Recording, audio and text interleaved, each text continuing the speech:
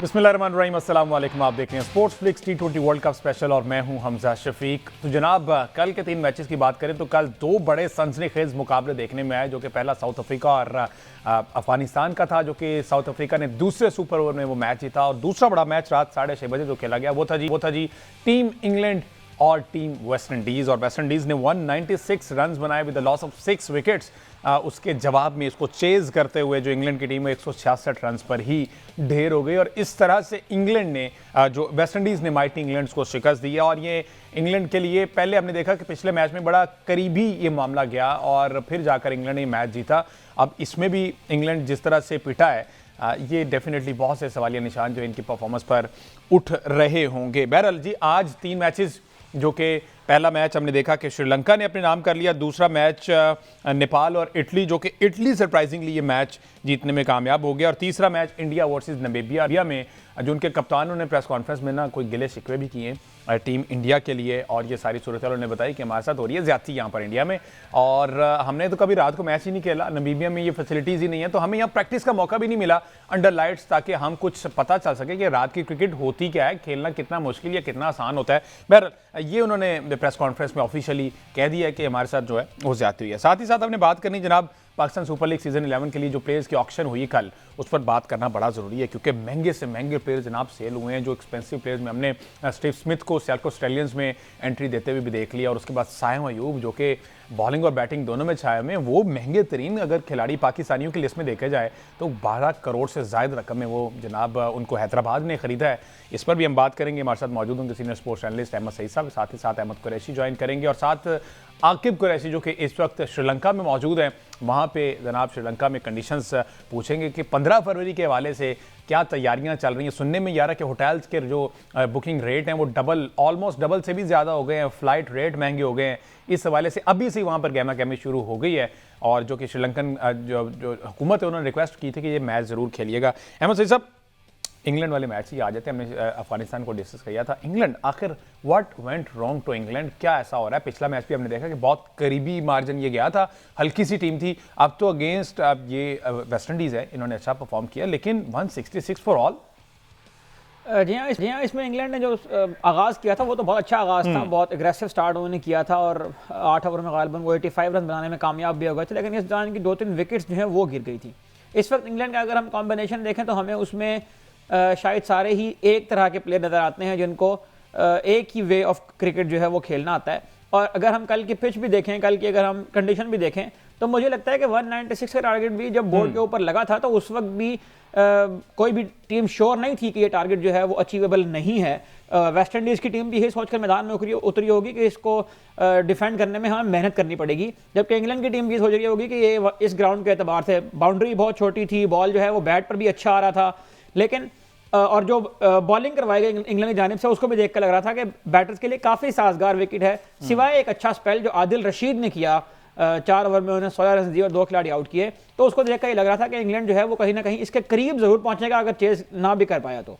और उनका जो स्टार्ट था वो भी यही बता रहा था कि उन्होंने पहले 3 ओवरों में जो है वो 35-40 रन लगा दिए थे, और फिर 8 ओवरों में 85 रन थे, लेकिन उसके बाद जो विकेटें गिरने का सिलसिला है वो जब गिरना शुरू हुआ तो फिर उससे ज़ाहिर है कि प्रेशर आया, और जब प्रेशर आता है तो वहाँ पर आपको एक ऐसा प्लेयर चाहिए कि जो आकर कुछ 5, 6, 7, 8 डॉट बॉल्स अगर वो खेल भी ले तो दूसरे एंड से जो है वो बैट्समैन हिट करते हैं और उनको कुछ टाइम मिल जाता है वो जो विकेटों का एक गिरता हुआ फ्लो होता है उसको रोकने के लिए।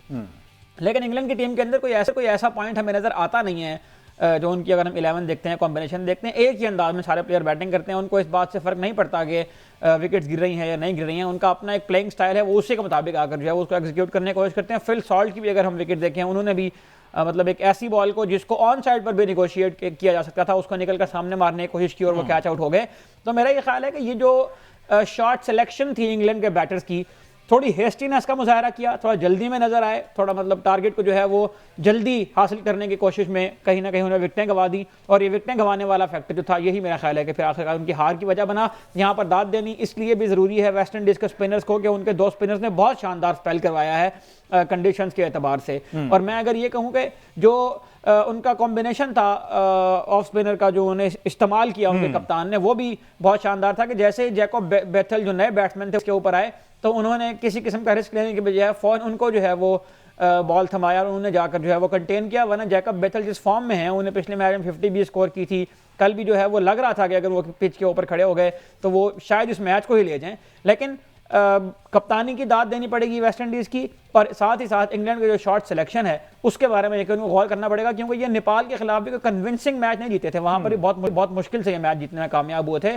तो मेरा ये ख्याल है कि बैटिंग एक ऐसा फैक्टर है इंग्लैंड की जिसमें इंप्रूवमेंट की बहुत ज़्यादा ज़रूरत है। बैटिंग से याद है कि सैम करन को 43 रन की इनिंग्स खेलनी पड़ी, फिर कहीं जाकर ये 166 रन बनाने में कामयाब हुए, और तमाम के तमाम जो खिलाड़ी हैं अब वो हमने देखा कि वो आउट हो गए। अहमद कुरैशी भी हमारे सामने खासा मुश्किलात अभी बात की कि नेपाल ने इतना नैरो मार्जिन दिया उनको जीत के लिए और वो जीतने में कामयाब हुए, लेकिन कल वेस्ट इंडीज ने रहम नहीं किया उन पर।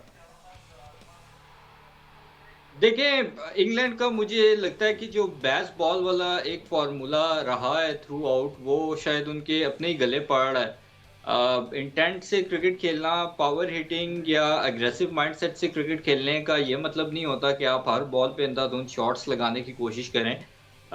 ठीक है, आजकल टीम्स 200 वाली क्रिकेट खेलती हैं, समझ आती है कि आप चार्ज करना चाहते हैं, लेकिन अग्रेसिव क्रिकेट खेलने का भी या स्ट्राइकिंग का भी कोई तरीकाकार होता है। तो आई थिंक वो लकीर बन के बस वो एक बैस बॉल वाले फार्मूले पे चल रहे हैं, उसका खमियाजा उन्होंने टेस्ट क्रिकेट में भी भुगता, वनडे में भी वो कुछ बहुत उस तरह की परफॉर्मेंसेज नहीं आ पा रहे जिस तरह की वो दिखाते थे, और T20 का उनका हाल हमारे सामने है। और जब वो नेपाल के अगेंस्ट मर के जीते थे तो तभी आइडिया हो गया था कि उनमें कोई दम इतना नजर नहीं आ रहा कि वो आगे इस T20 वर्ल्ड कप में कोई खास कारकर्दगी दिखा सकें। वेस्ट इंडीज को क्रेडिट देना पड़ेगा, आई थिंक उन्होंने with the bat and with the ball दोनों तरफ से जबरदस्त तरीके से परफॉर्म किया, और शायद कोई भी वेस्ट इंडीज को अगर इस T20 वर्ल्ड कप से पहले बात होती तो कोई भी ये ना सोचता कि वेस्ट इंडीज इंग्लैंड को हरा सकता है। और यहाँ मुझे लगता है कि वेस्ट इंडीज को भी एक बूस्ट मिलेगा, उनको मोराल हाई होगा उनका, और आगे मुझे लगता है कि एक आध मैच अगर वो और जीतते हैं तो फिर डेफिनेटली उनको हम सुपर 8 में देख सकते हैं। बिल्कुल ठीक है जी, एक ब्रेक लेते हैं जी। ब्रेक के बाद जब वापस आते हैं तो कुरैशी जो कि श्रीलंका में मौजूद हैं प्रेमदासा स्टेडियम में, उनसे हम जानेंगे कि जनाब वहाँ की क्या सूरत हाल है, किस तरह की तैयारियां जारी हैं, क्योंकि आज होगी जी 12 तारीख, बीच में रह गए 2 दिन, 15 तारीख को पाकिस्तान वर्सेस इंडिया मैच है, तो वो गहमा गहमी तो अभी से वहाँ पर अरूज पर है। मजीद अपडेट्स भी उनसे लेंगे एक ब्रेक के बाद जी। स्टे विद अस। आधुनिक क्रिकेट वर्ल्ड कप 2026 के हवाले से, और जिस तरह से ब्रेक पे जाने से पहले कहा कि जनाब आकिब कुरैशी जो कि स्पोर्ट्स कॉरेस्पॉन्डेंट है वो इस वक्त कोलंबो श्रीलंका में मौजूद हैं, और प्रेमदासा स्टेडियम में हमने देखा है कि 15 फरवरी को उसके हवाले से तैयारियां अभी से जारी हैं। आकिब जरा सूरत हाल बताएं ना, प्रेमदासा स्टेडियम में किस तरह से तैयारियां, इर्द गिर्द क्या माहौल है, और सुनने में ये आ रहा है कि जनाब जो होटल्स हैं करीब करीब या जो भी रिहाइश मिल रही है अब वो लोग लेते जा रहे हैं, पाकिस्तानी, इंडियंस और पूरी दुनिया से लोग आ रहे हैं, और वो डबल प्राइसेस उसकी हो गई हैं। देखिए हमजा, डबल प्राइसेस तो आपने बड़ी रियायत कर दी है। यहाँ पर 5,000 वाला कमरा जो है उसका रेट 20,000 पे कर दिया गया है, जबकि 10,000 वाले कमरे का रेट जो है वो 50,000 में हो रहा है। और लोग यहाँ पर बेताब है कि किसी तरह उनको होटल बुकिंग मिल जाए, क्योंकि ज्यादातर जो है वो होटल बुकिंग इंडियंस ने करवाई है। जो प्री बुकिंग पाकिस्तान की जो शायकीन की तादाद है वो तकरीबन लगभग 4 से 5,000 पे है। और अभी मैं प्रेमदासा स्टेडियम में ही मौजूद हूँ, जिम्बाब्वे क्रिकेट टीम प्रैक्टिस कर रही थी, लेकिन यहाँ पर जो है कल जो ऑस्ट्रेलिया और जिम्बाब्वे का मैच है उसका जिक्र बिल्कुल भी नहीं है। यहाँ पर जिक्र सिर्फ पाकिस्तान और इंडिया के मैच का है, और यहाँ पर ICC की तरफ से ब्रांडिंग भी जो है वो भी काफी तेज कर दी गई है। जबकि पिच के हवाले से बताऊं तो जो इजराइल ने बताया है कि 3 पिचेस तैयार की जा रही हैं, जिसमें से एक मैच कल ऑस्ट्रेलिया और जिम्बाब्वे की टीमें जो है मध्य मुकाबले आएंगी, जबकि 2 पिचेस जो हैं, एक सेंटर विकेट है और एक 6 नंबर पिच है, जहां पर पाकिस्तान और इंडिया का मैच जो है वो खेला जा सकता है। ताहम कल जो ग्राउंड स्टाफ है जो ऑस्ट्रेलिया और जिम्बाब्वे का मैच है उसके बाद वो फाइनल किया जाएगा कि पाकिस्तान और इंडिया का मैच किस पिच पर खेला जाएगा। तो तैयारियां जो है वो मुकम्मल है और फेस्टिवल का माहौल है यहाँ पर।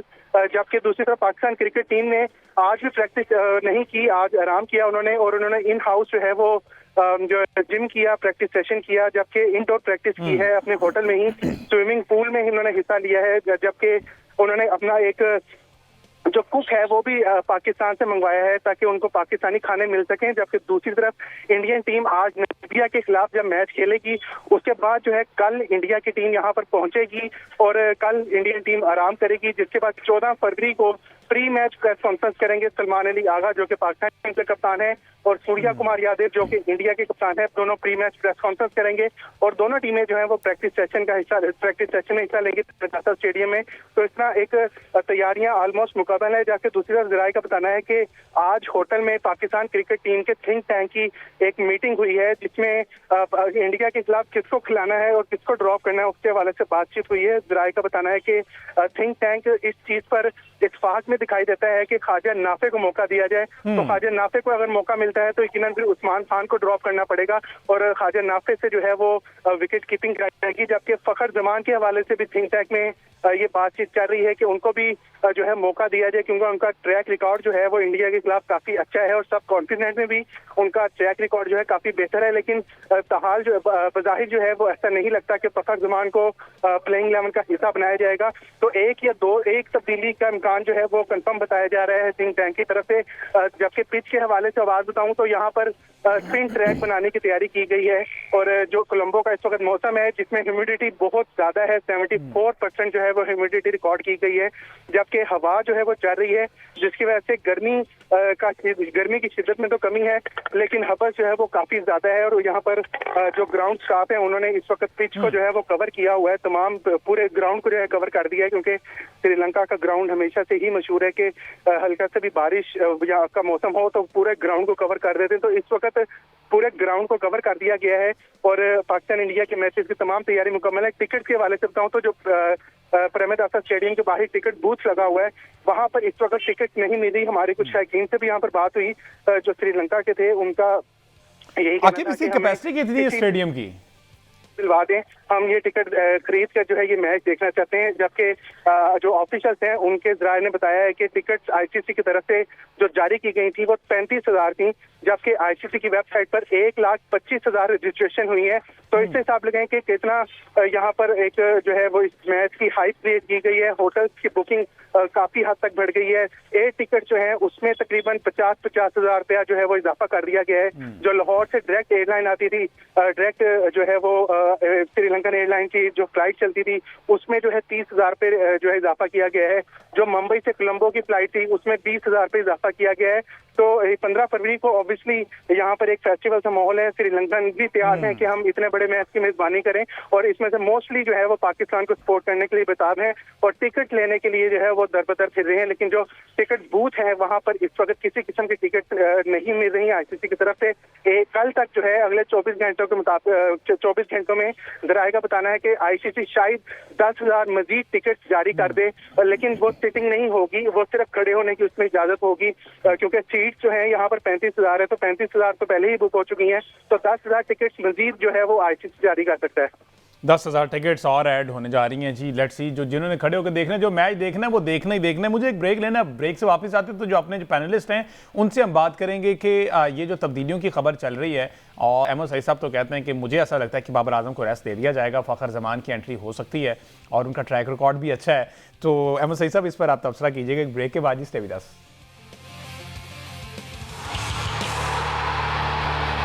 वेलकम बैक जी। बात हो रही है क्रिकेट वर्ल्ड कप 2026 के हवाले से और जिस तरह से भी प्रेमदासा स्टेडियम की सूरत-ए-हाल हमें आकिब कुरैशी बता रहे थे और कुछ तब्दीलियों की बात चल रही थी। तो अहमद कुरैशी साहब, ये जो तब्दीली की बात हुई है कि जनाब उस्मान खान को रेस्ट दिया जाएगा, ख्वाजा नाफे की एंट्री हो सकती है, जो कि एक्सपेक्टेड था कि उन्हें अगेंस्ट इंडिया खिलाया जा सकता है, क्योंकि इंडिया में इस पर बड़ी बात हो रही थी कि ख्वाजा नाफे को एक सरप्राइजिंग एलिमेंट के तौर पर इस्तेमाल कर सकते हैं। वैसे उस्मान तारिक के बारे में ये बात कर रहे थे। तो ये इंक्लूजन आप समझते हैं अगेंस्ट इंडिया इतने बड़े मैच में, इतने प्रेशर वाले मैच में अगर हम ख्वाजा नाफे को उतारते हैं तो ये एक वाइज डिसीजन होगा?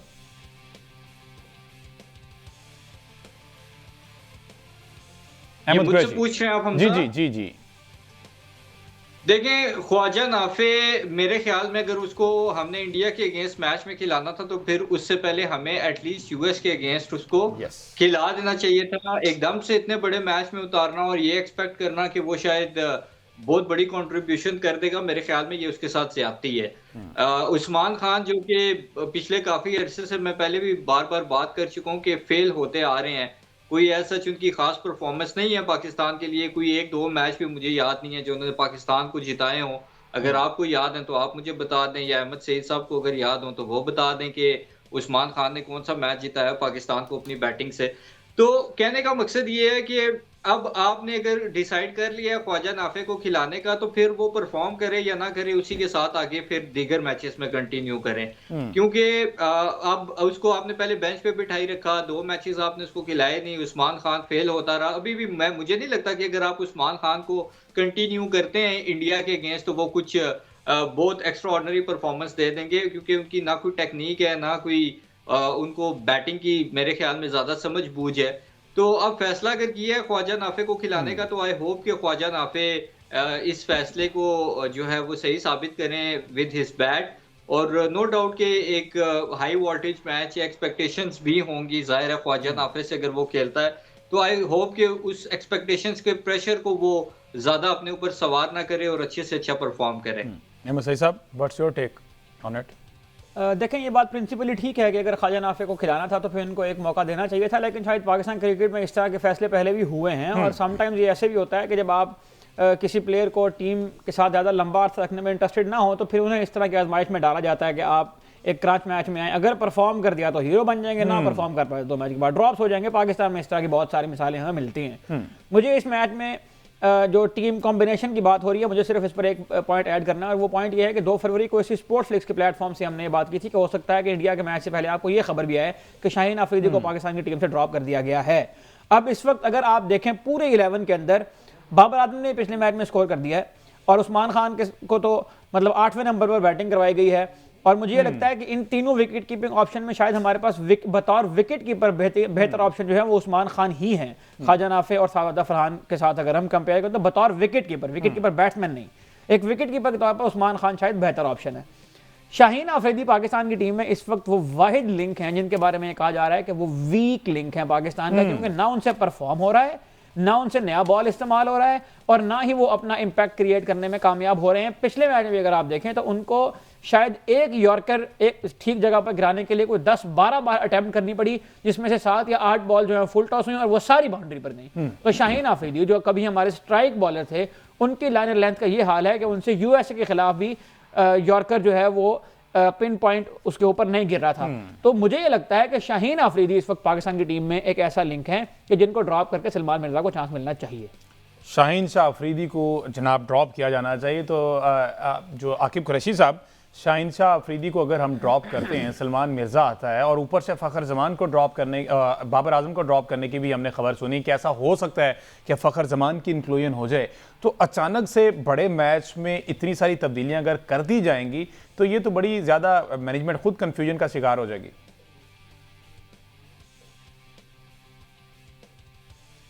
अहमद कुरैशी। अच्छा, आपने आकिब कुरैशी कहा तो मैं समझा आकिब भी आकिब नहीं आकिब जी जी। देखें, ये बात तो बिल्कुल ठीक है कि शाहीन शाह अफरीदी जो है वो ही is unable to perform in recent past. आप देखें कि पाकिस्तान क्रिकेट टीम का ट्रेनिंग कैंप लगा था वर्ल्ड कप की तैयारियों के हवाले से लाहौर में, वहां पे उन्होंने फुल टॉसें करनी शुरू की और बाबर ने उनको लंबी लंबी हिट्स लगाई और हमारी आवाम खुश हो गई थी कि बाबर फॉर्म में वापस आ गया है। मैं तब भी यही बात कर रहा था कि बाबर ने सारी शॉट्स लगाई हैं फुल टॉसेस पे।